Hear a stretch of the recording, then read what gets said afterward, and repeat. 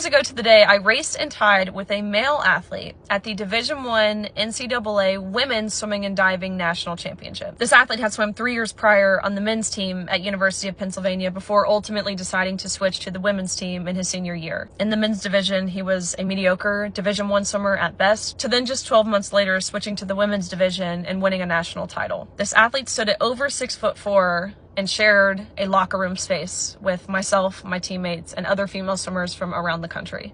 And he was fully male.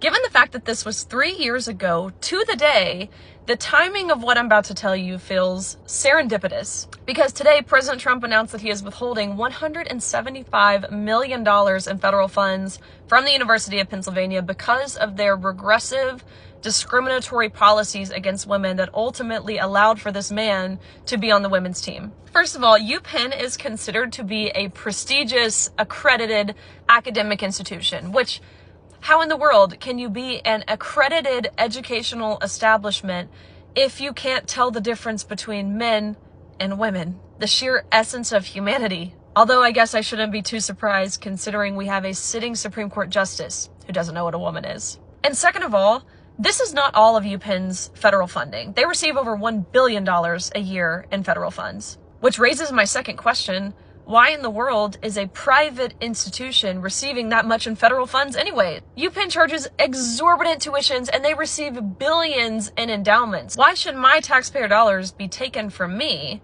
under force of threat to pay for anyone or anything at that university? Again, a private university. $175 million is a drop in the bucket for University of Pennsylvania, but hopefully this sends a message to every university, to every corporation, to every entity that receives federal funds that you will no longer use your policies or initiatives or programs to discriminate against women on the basis of our sex. And to answer the question, are you getting everything you voted for? Absolutely.